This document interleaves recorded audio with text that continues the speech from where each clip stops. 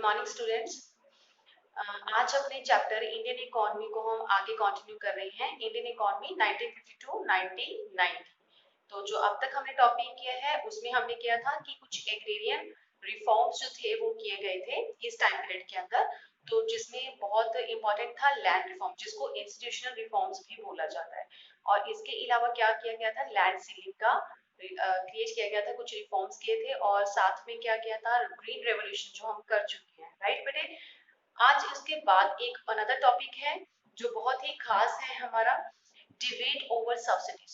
तो उन्हीं कंसेप्ट में यहाँ पे ये भी एक डिस्कशन था कि सब्सिडीज जो था वो फार्मर्स को प्रोवाइड होना चाहिए या नहीं होना चाहिए।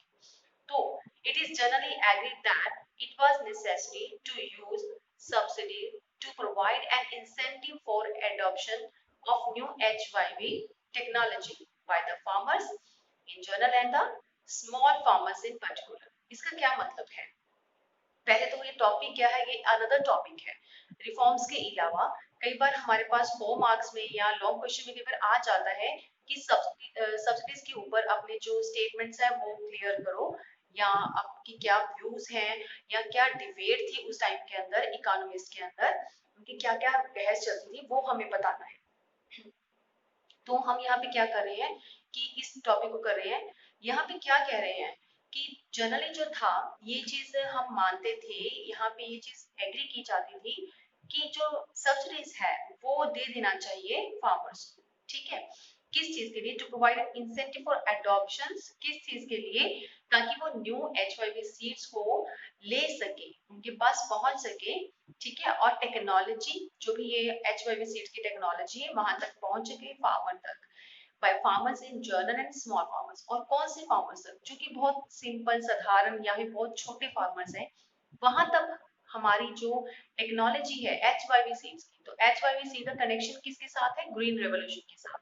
इट मींस कि ग्रीन रेवोल्यूशन का जो बेनिफिट है वो स्मॉल फार्मर्स के तक पहुंच सके, इसके लिए उनको सब्सिडीज जो है वो प्रोवाइड की जानी चाहिए, ये मानना था कुछ इकोनॉमिस्ट का, राइट। तो यहाँ पे हम देखते हैं कि जो सब्सिडीज की बात करते हैं, नॉर्मली जो हमारे स्मॉल फार्मर्स हैं they will looked upon as being risky. तो वो क्या समझते हैं कि ये जो टेक्नोलॉजी है HYV, उनको वो क्या देखते हैं, किस नजर से देखा जाता है? लुक्ड अपॉन, किस तरीके से? एज बीइंग रिस्की, यानी कि उनको लगता है कि ये बहुत ही मुश्किल काम है, ये रिस्की पोर्शन है, इनके रिस्क ज्यादा है इसके अंदर। और किस तरह के रिस्क होते हैं ग्रीन रेवोल्यूशन के अंदर, ये हमने कर लिया था कि पेस्ट अटैक होता है, या फिर उनके बीच में जो डिस्पैरिटीज है बड़े फार्मर्स और छोटे फार्मर्स के बीच में, इस तरह के रिस्क जो थे उनको डर लगता था, राइट, फार्मर्स को। ये हमने रीड कर दिया। तो ये जो लुक्ड अपॉन उनका जो नजरिया था, उसी चीज से बाहर निकालने के लिए उनको क्या किया गया? सब्सिडी प्रोवाइड की गई। तो सब्सिडीज क्या बताता है? Subsidies were needed to encourage farmers. तो सब्सिडीज जो है वो फार्मर्स को इनकरेज करता है to test of new technology, कि एक बार उस नई टेक्नोलॉजी यानी कि HYV सीड्स का इस्तेमाल कर कर तो देखो। यानी कि सब्सिडीज अगर हम प्रोवाइड करेंगे तब उनके पास फाइनेंस होगा, थोड़ा सा वो फाइनेंस नहीं कह सकते लेकिन थोड़ा सा उनको रिलैक्सेशन मिलेगा जब वो खरीदेंगे। ठीक है, उनको कम दामों में मिल जाएगा। तो अगर वो उस टेक्नोलॉजी को अडॉप्ट करेंगे तो इसके लिए वो इनकरेज किया जाता है, क्योंकि अगर कॉस्ट ज्यादा होगी तो HYV सीड उनकी पहुंच से बिल्कुल बाहर है। सो सब्सिडीज उनको थोड़ा सा इनकरेज करता है कि उनको टेस्ट करके देखें एक बार इस तरह के टेक्नोलॉजी को। सो कुछ इकोनॉमिस्ट क्या कहते हैं?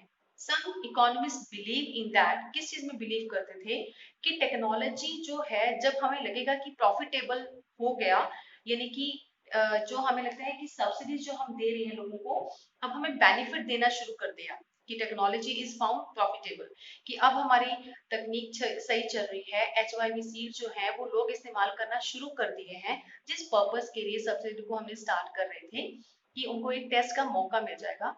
तो जब वो नीड हमारी पूरी हो जाती है तो उस टाइम सब्सिडी को क्या कर देना चाहिए? It should be faced out, यानी कि उनको बंद कर देना चाहिए। कुछ इकोनॉमिस्ट इस चीज को लेके चलते हैं, क्योंकि हमारा टॉपिक क्या है? Debate over subsidies.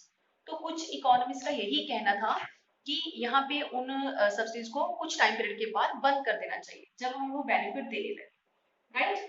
तो सब्सिडीज का मीन क्या है, किस तरह का बेनिफिट जो था सब्सिडीज हमें देना चाहते थे, सब्सिडीज के द्वारा गवर्नमेंट देना चाहती थी। तो बेनिफिट था कि फार्मर्स को बेनिफिट किस तरह का देना था कि substantial amount of fertilizer subsidy, ठीक है, यानी कि उनके पास जो था कि फर्टिलाइजर की जो फैसिलिटी है वो पहुंच जाए, उनके पास जो फर्टिलाइजर है वो सब्सिडाइज हो सके, उनको इसी तरह से हम उनको पहुंचा सके, ठीक है, सब्सिडी उसको मिल जाए। एंड इसके अलावा बेनिफिट, ये जो बेनिफिट्स था ये हमें फर्टिलाइजर तो था ही फर्टिलाइजर के तौर पे, लेकिन ये सिर्फ हम उन फार्मर्स को देना चाहते थे कि जो गरीब हैं, जो स्मॉल हैं, ठीक है, जर्नल और स्मॉल फार्मर्स को ये मतलब कुछ सब्सिडाइज किया जा रहा था फर्टिलाइजर उनकी हेल्प के तौर पे। पर इसका जो बेनिफिट था वो एक्चुअल में बजाय इन सिर्फ फार्मर्स के किसको मिल रहा था, फार्मर्स के अलावा जो फर्टिलाइजर इंडस्ट्रीज थी वो भी इसका बेनिफिट ले रही थी, फर्टिलाइजर इंडस्ट्रीज थी वो भी सब्सिडीज का फायदा उठा रही थी इसके साथ साथ, ठीक है। एंड अमंग फार्मर्स, फार्मर्स के रहते हुए उनके साथ साथ, तो जो सब्सिडीज थी largely benefit the farmers in more prosper regions. इसके अलावा एक तो फर्टिलाइजर इंडस्ट्रीज को बेनिफिट हो रहा था, सेकेंडली कुछ ऐसे फार्मर्स जो कि पहले से ही किससे बिलोंग करते थे, पहले से ही प्रॉस्परस रीजन को बिलोंग करते थे। What's the mean of prosperous region, तो प्रॉस्परस रीजन्स का मतलब होता है कुछ ऐसे इलाके जो पहले से ही रिच हैं, जो पहले से ही बहुत ज्यादा पॉपुलर हैं, उनकी काफी समृद्धि है, ठीक है, तो प्रॉस्पर्स, तो वो पहले से धनी है, उनको रिच है, वो पहले से ही उनके पास सारे रिसोर्सेज हैं, इट मींस टू से, तो उन जगह के जो फार्मर्स हैं तो वो इस चीज का बेनिफिट उठा रहे थे इन सब्सिडीज का। यानी कि ये दो पोर्शन ऐसे हैं इकोनॉमी के अंदर, दो पार्ट ऐसे हैं जो कि पूरा बेनिफिट उठा रहे थे सब्सिडीज का, लेकिन ये बेनिफिट जाना किसको चाहिए था, सिर्फ और स्मॉल फार्मर्स को जाना चाहिए था, जनरल फार्मर जो थे उनको जाना चाहिए था, राइट, ये पॉइंट है। सो यहाँ पे कुछ बहस हुई कुछ इकोनॉमिस्ट की, तो आर्ग्यू क्या था कि there is no case for continuing with fertilizer subsidies, it does not benefit the target group, ठीक है। तो ये चीज क्या था कि जो एक्चुअल में हमें हमारा टारगेट ये था कि हमें स्मॉल फार्मर्स को देना है, बट जो मेन टारगेट था वो क्या हो गया, खत्म हो गया यहाँ पे। सो टारगेट तो इनको जाना चाहिए था कि मेन ये काम करने के लिए उन्होंने टारगेट बनाया था, लेकिन ये जा किसको रहा था बेनिफिट, फर्टिलाइजर इंडस्ट्रीज को और प्रॉस्पर रीजन में रहने वाले रिच फार्मर्स को, ठीक है। तो इन चीजों की वजह से गवर्नमेंट के ऊपर इस चीज का बर्डन होने लग गया, क्योंकि गवर्नमेंट जो था एक ह्यूज अमाउंट जो थी वो इन्हीं सब्सिडीज के ऊपर अपनी खर्च कर रहा था, यानी कि एक्सपेंडिचर ऑन सब्सिडीज उसके बहुत ज्यादा हो रहा था, इतना ह्यूज अमाउंट के अंदर। आपको ये नजर आ रहा है स्टूडेंट्स, मैं फिर से बता दूं कि वर्डन हो गया था, क्योंकि एक्सपेंडिचर ऑन सब्सिडीज गवर्नमेंट जो था इतना खर्चा कर रही थी इन सब्सिडीज के लिए ऊपर, क्यों, क्योंकि उनको पुअर फार्मर्स की हेल्प कर रही थी फर्टिलाइजर सब्सिडीज के लिए। तो इस चीजों के बर्डन गवर्नमेंट को यहाँ पे रहने लगे, ठीक है। ऑन द अदर साइड अगर हम देखें, सम इकोनॉमिस्ट बिलीव करते हैं that government should continue with agriculture subsidies, government को चाहे उनको ये बर्डन दे रहा है लेकिन तब भी उनको कंटिन्यू करते रहना चाहिए एग्रीकल्चर के लिए सब्सिडीज का रोल, यानी कि उसको प्रोवाइड करना कंटिन्यू कर देना चाहिए, ठीक है। क्यों, because farming in India continue to be risky business, क्योंकि उनको लगता था कि जो हमारे इंडिया का फार्मिंग है, काम करना इंडिया के अंदर, वो एक रिस्की बिजनेस है, तो इसीलिए रिस्की बिजनेस से बचने के लिए उनको सब्सिडीज प्रोवाइड करना जरूरी है।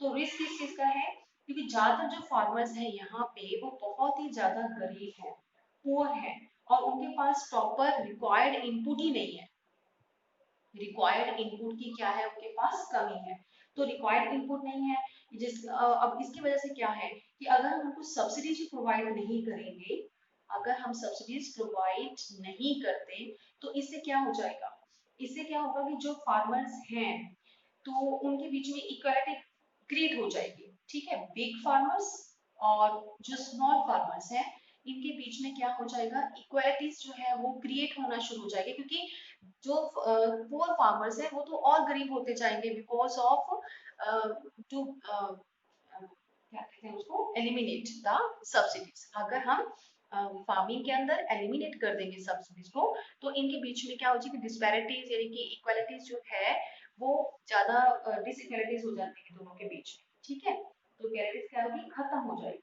राइट, ठीक है। तो ये हो गया बिग और स्मॉल, तो इनके बीच में क्या हो जाएगी, इनइक्वालिटीज वर्ड लिख लो ताकि आपको क्लियर हो जाए, इनइक्वालिटीज जो है वो क्रिएट हो जाएगी, राइट। तो कुछ एक्सपर्ट इसके ऊपर फिर से अपना राय देते हैं।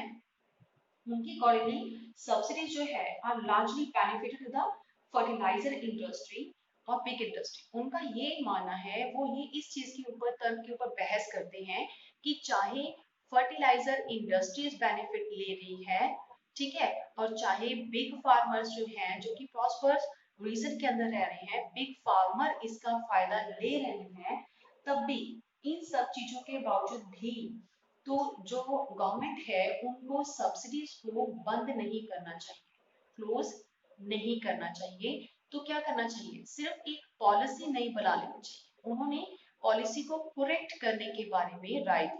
उनका ये मानना था कि चाहे कोई भी बेनिफिट उठाए लेकिन कुछ पॉलिसी को चेंज कर दो, पॉलिसी को करेक्ट कर दो, ताकि जो मेन पोर्शन है कि हमने सब्सिडाइज किसको देना है, पुअर फार्मर को, तो वहां तक वो उनको पहुंच सके, ठीक है। कुछ इकोनॉमिस्ट का ये कहना था। तो ये बहुत एक लंबा चौड़ा पॉइंट है कि डिबेट क्या था सब्सिडीज के ऊपर जो हम डिस्कस कर रहे हैं अभी।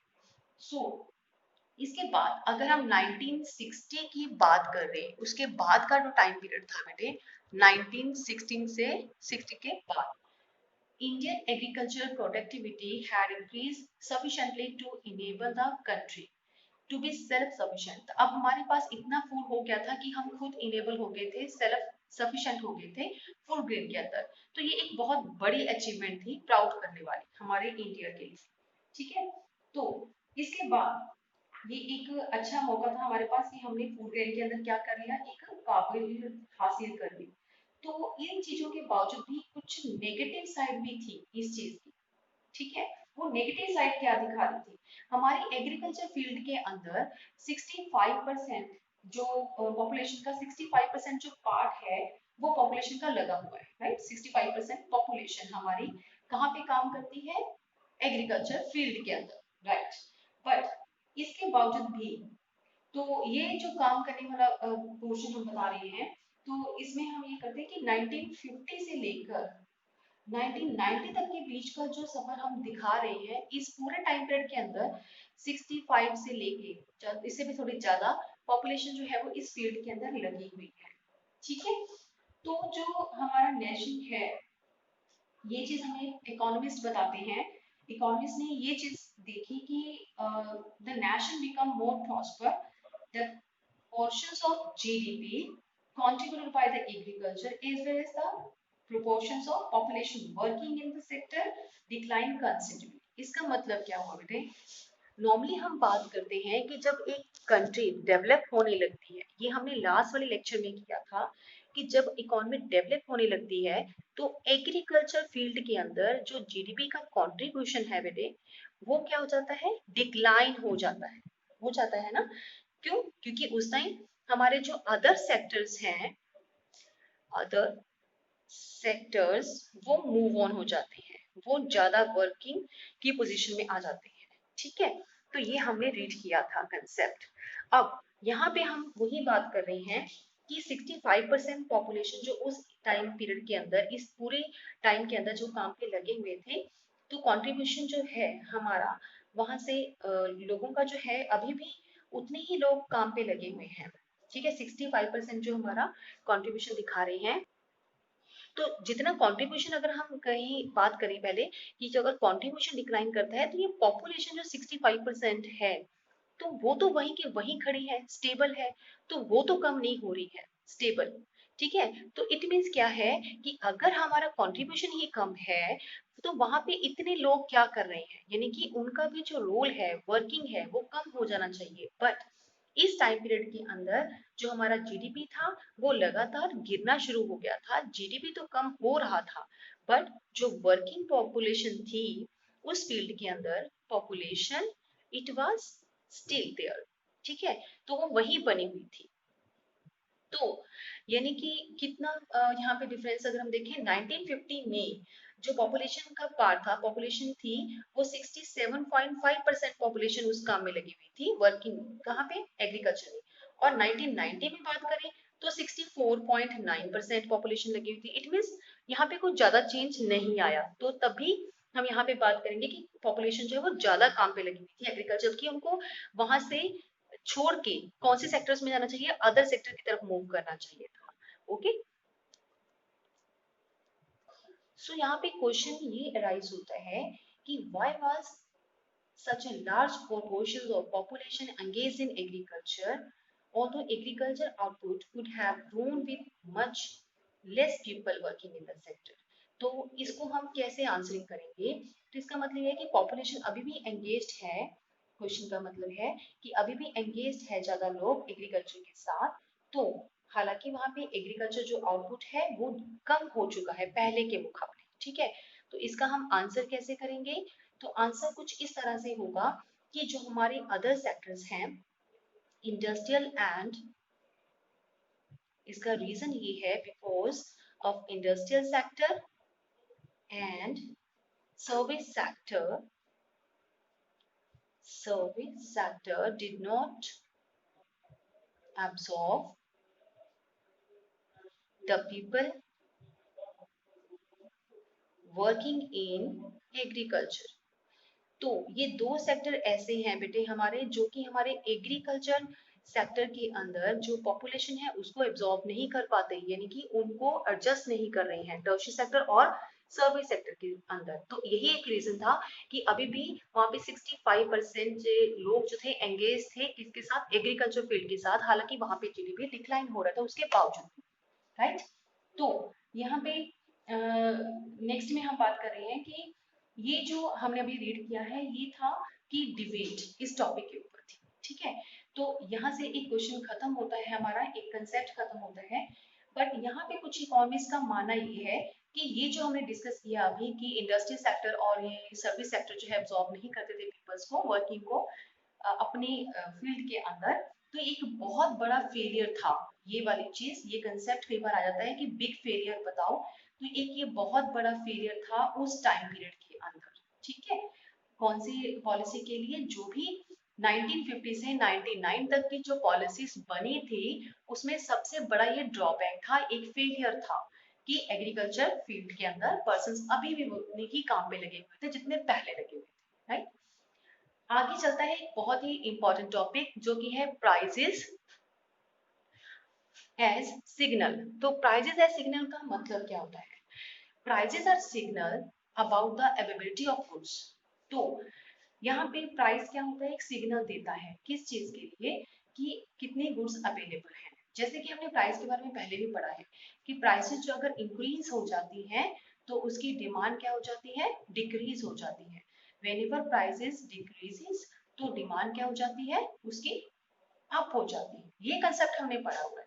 तो इसी को प्राइसेस क्या बोलते हैं, एक सिग्नल के तौर पे हमें काम आता है, ठीक है।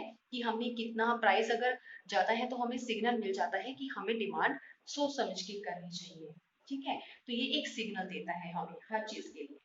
तो if the good became scarce, अगर हमारे पास गुड्स की कमी है, इट्स प्राइसेस विल राइज, और उसकी अगर कीमतें बढ़ जाती हैं, गुड्स अगर क्या है, स्केयर्स है, और उसकी जो प्राइसेस हैं गुड की, प्राइस ऑफ गुड अगर इंक्रीज हो जाती है, तो ये क्या देता है हमें, and those who use the good will have the incentive to make efficient decision about the use of based on the price। इसका क्या मतलब हुआ बेटे, कि जब प्राइसेस हमारी अप हो जाती हैं तो जितने भी कंज्यूमर उसका ज्यादा यूज करते थे, मोर यूज करते थे उस चीजों का, तो उनके लिए क्या मिल जाता है, एक इंसेंटिव मिल जाता है, यानी कि उनको एक हिंट मिल जाता है किस चीज के लिए, to make efficient use of good. तो उनको ये चीज कंफर्म हो जाती है कि एफिशिएंट यूज करना है हमने किसका, गुड का। यानी कि अब वेस्ट करने का मतलब ही नहीं बनता, हमें सोच समझ के उस चीज को इस्तेमाल करना पड़ेगा। ये मतलब होता है प्राइस एज अ सिग्नल। ठीक है, अगर आपको एग्जांपल देना हो तो इस तरह के एग्जांपल आप साथ में दे सकते हो। तो इसके साथ एक और एग्जांपल भी है वाटर की। अगर हमें पता है कि वाटर के प्राइसेस जो हैं, पानी की कीमतें अगर हम बोले कि बढ़ गई हैं, तो इसका हम कैसे यूज करेंगे? तो हम यूज करेंगे कि अगर घोषित हो जाती है प्राइसेस, तो हम समझ जाएंगे कि लोअर सप्लाई है, ठीक है, इसीलिए प्राइसेस बढ़े होंगे, राइट। तो हमेशा जो स्केयर्स होता है, गुड की कमी हो जाती है, तभी उसकी कीमतें बढ़ जाती है मार्केट के अंदर, ये भी माइंड में रखना है आपको। तो अगर वाटर की प्राइसेस बढ़ गई तो इट मीन्स कि हमें समझ जाना चाहिए because of the lower supply of water in the economy. ठीक है, तो पीपल क्या करेंगे? People will have to incentive to use it with greater care. तो उनको समझ में आ जाएगा पानी का इस्तेमाल हमने क्या करना है, बड़ा सोच समझ के करना है। जैसे कि अब वाटरिंग अगर हमने गार्डन में देना है, पानी प्लांट्स को देना है, तो हम थोड़ा सोचेंगे कि हमें पानी देना है या उसको कम कर दे पानी देना अभी कुछ टाइम पीरियड के लिए, जब तक ये शॉर्टेज हो रही है पानी की। ठीक है, ये इस तरह के कंसेप्ट हो सकते हैं।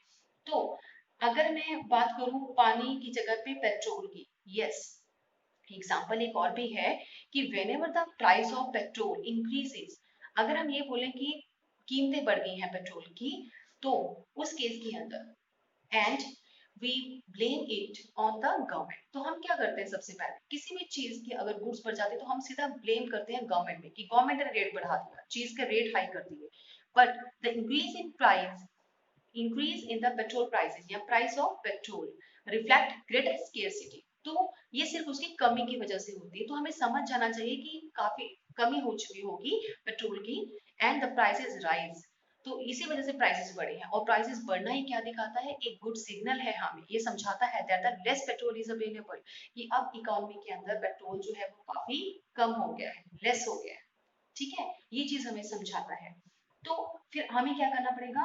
पेट्रोल का यूज इस तरीके से करना पड़ेगा कि या तो हम लेस पेट्रोल इस्तेमाल करें, ये तो है ही है कि अगर हमें पता है कि पेट्रोल अवेलेबल नहीं है, कम है, तो पहला तो हमारे पास ये है या तो हम लेस यूज करें, या फिर सेकंड क्या होगा हमारे पास कि ऑल्टरनेट ढूंढे इसका। कहीं ना कहीं जब ये चीज खत्म होने लगती है तो हम उसका ऑल्टरनेट फाइंड आउट करने लग जाते हैं, ऑल्टरनेट फ्यूल हम ढूंढना शुरू करेंगे, या तो फिर ये करना होगा।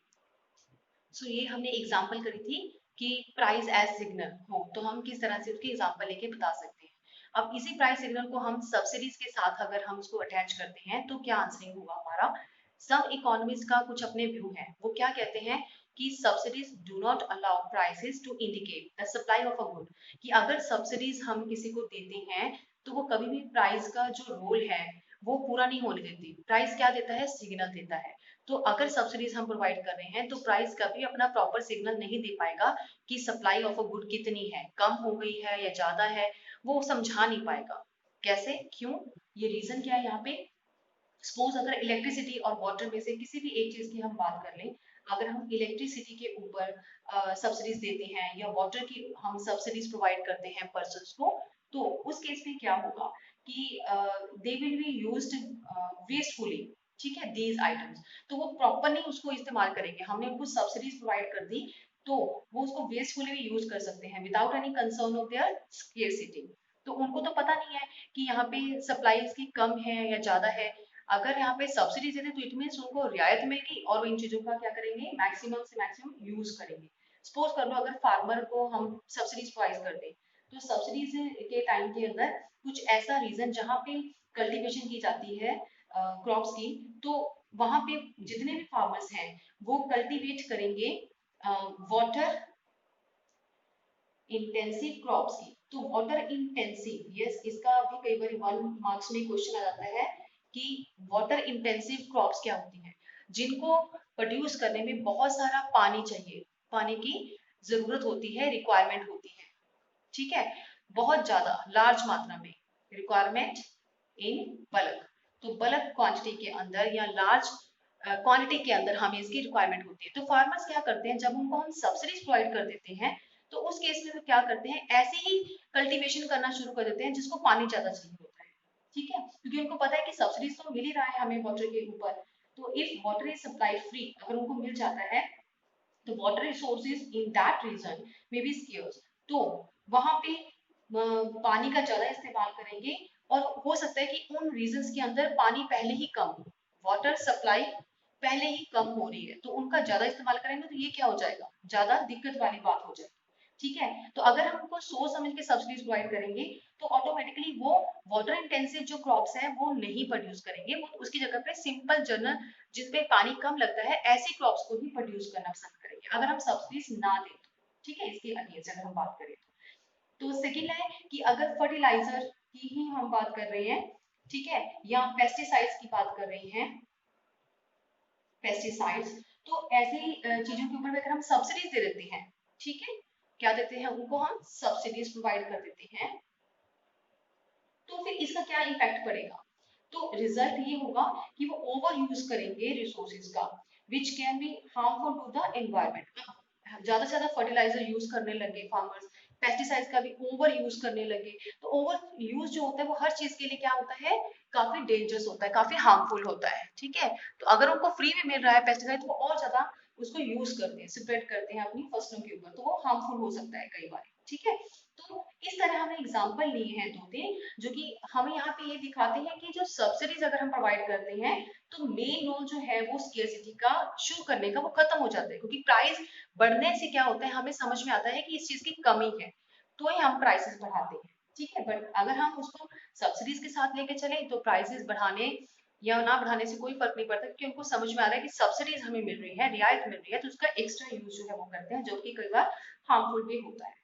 तो यहाँ पे हमें बोला गया है कि जो इसमें इकोनॉमिस्ट खुद कहते हैं कि आस्क योरसेल्फ, यानी कि खुद अगर अपने आप से पूछ के देखें कि ये सही है या गलत है, तो it is wise from the economist point of view to provide free electricity to the farmers. So यहाँ पे ये ठीक है या नहीं ठीक है, ये सिर्फ हमें तर्क के ऊपर छोड़ दिया, यानी कि ये जो डिबेट था ये इन्हीं चीजों के ऊपर होता रहा, ना कि किसी फाइनल रिजल्ट पे गया। ठीक है, रिजल्ट, तो ये चीजें चलती भी रही, सब्सिडीज गवर्नमेंट प्रोवाइड भी करती रही, सम टाइम नहीं भी प्रोवाइड कर रही, तो ये कॉन्टिन्यूस एक कंसेप्ट हमारा इकोनॉमिक्स का चलता रहता है। तो बेटे आज के लिए वीडियो में इतना ही करेंगे। नेक्स्ट जो हमारा टॉपिक स्टार्ट होगा वो होगा एक अनदर टॉपिक के साथ, जो होगा इंडस्ट्रीज एंड ट्रेड में। यहाँ पे हमने एग्रीकल्चर से जुड़े सारा डिस्कशन कर लिया कि कैसे कैसे रिफॉर्म हमें मिल सकते हैं, और उससे रिलेटेड कुछ अदर कंसेप्ट भी हमने किए सब्सिडी से रिगार्डिंग, या प्राइसेस आर सिग्नल्स, तो इसके ऊपर भी क्वेश्चंस कई बार आ जाते हैं। मैं आपको दो क्वेश्चन यहाँ पे शो करके दिखाती हूँ बुक में से, तो आपको समझ आएगा किस तरह के क्वेश्चंस हमें आ सकते हैं।